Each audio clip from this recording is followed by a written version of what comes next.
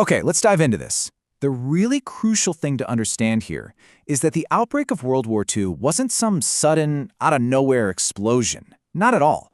It was a chain reaction of compounding tensions. Picture a series of political, economic, and military dominoes falling one by one.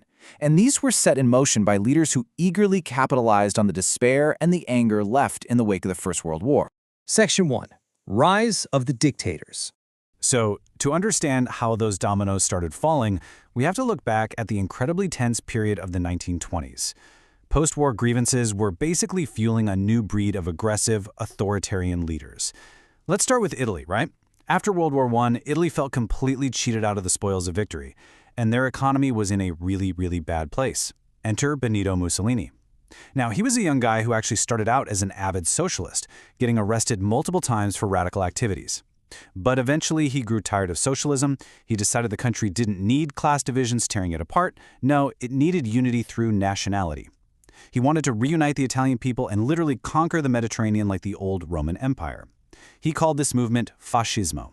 By 1922, he marched right up to the king, threatened to take power, and established a dictatorship with himself right at the center. Just like that, Europe had its first fascist dictatorship. And this brilliantly illustrates what was happening just a bit further north. Following their defeat, Germany got absolutely wrecked by the Treaty of Versailles. I mean, look at this. They lost territory, their army was capped at a measly 100,000 men, they were totally stripped of their air force, and they were forced to pay this massive financial debt to the Allies that they simply did not have. The absolute humiliation and economic ruin of Germany primed the population perfectly.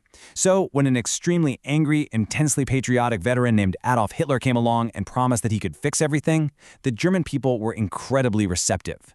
By 1933, he was chancellor, and Europe suddenly had its second fascist dictator. Meanwhile, over in Asia, Imperial Japan was incredibly frustrated. They lacked natural resources, their economy was struggling under unequal treaties imposed by the West, and frankly, whenever they tried to expand their sphere of influence into places like China or Korea, the Western powers just told them to back down. So Japan, Italy, and Germany quickly realized they were in the exact same boat. They all believed in their own racial superiority, they shared a deep hostility towards the Allied powers, and they all had this urgent, aggressive desire to militarize and expand their territories. And just like that, the Axis powers were born. Section 2. The Failure of Appeasement. Moving into the 1930s, we witness a tragic irony. The Allies displayed a shocking level of diplomatic naivete. Hitler absolutely hated the Treaty of Versailles, obviously, and he began a methodical process of dismantling it piece by piece. Step 1. In complete violation of the treaty, he secretly set up Luftwaffe squadrons and introduced conscription. Step 2. He marched his army right back into the demilitarized Rhineland. Step 3. He began looking outward to expand his borders. And with every single blatant violation, with every broken rule, the Allies did absolutely nothing. Because you see, Hitler's terrifying ultimate goal was to rapidly increase the Aryan population. And to do that, he needed what he called Lebensraum, or living space.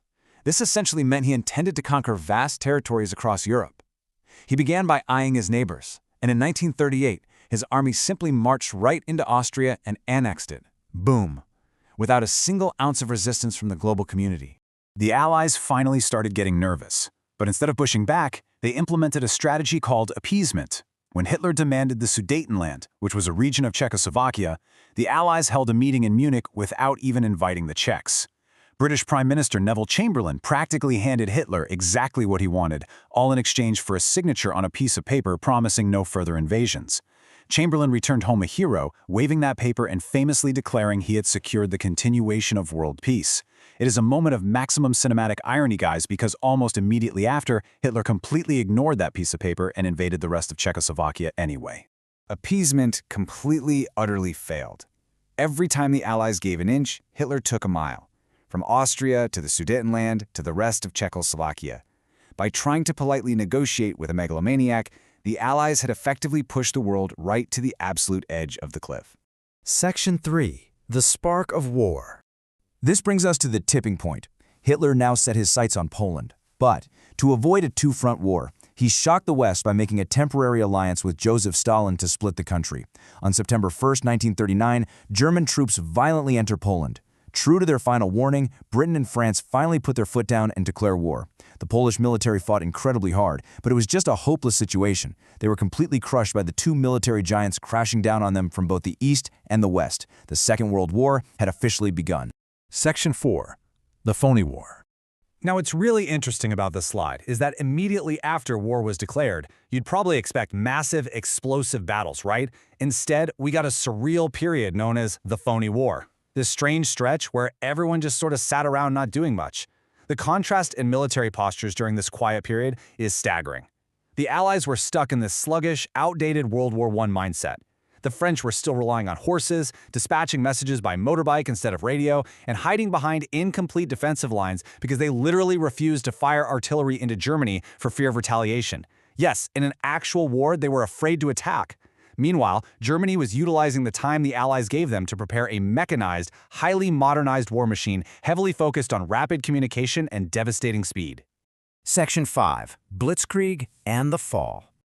Well, that quiet period was about to end abruptly. The Germans introduced the world to a shocking new tactical doctrine, Blitzkrieg, or lightning war. Instead of the slow, grinding trench warfare of the past, this was all about rapid, overwhelming, concentrated force. The goal was to encircle and crush the enemy before they could even react. When the Allies rushed into Belgium to meet the German forces head-on, Hitler pulled a terrifying trick. He sent thousands of refugees westward to completely bog down the Allied response, trapping them in a chaotic web of fleeing civilians. Then came the fatal blow. The French had left the Ardennes forest heavily underdefended because they believed it was naturally impenetrable to modern armor. But the Germans smashed 50 Wehrmacht divisions right through those woods at lightning speed, encircling the absolute best of the Allied forces. It was a catastrophic collapse. It led to the desperate last-minute civilian rescue of trapped troops at Dunkirk. Shortly after, with their forces totally depleted, Paris was taken. France, a premier global military power, fell incredibly rapidly.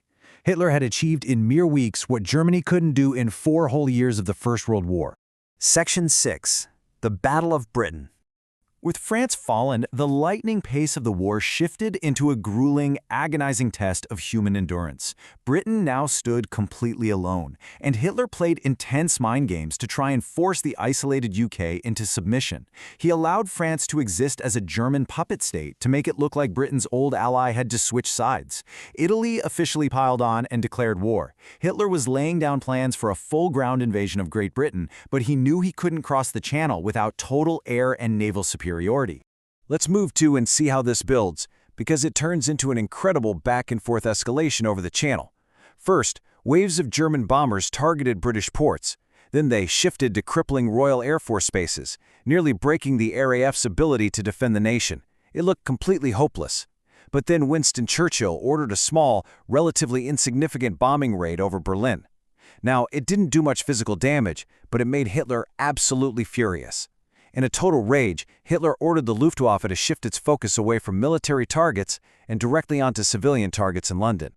This single decision changed everything.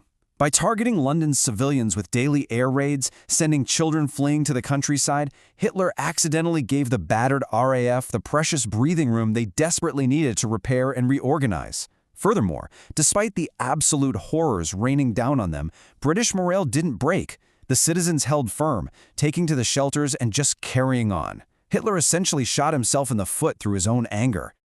So the crucial point is this number right here, 1. There was one final, massive, all-out attack sent by the Luftwaffe to break London.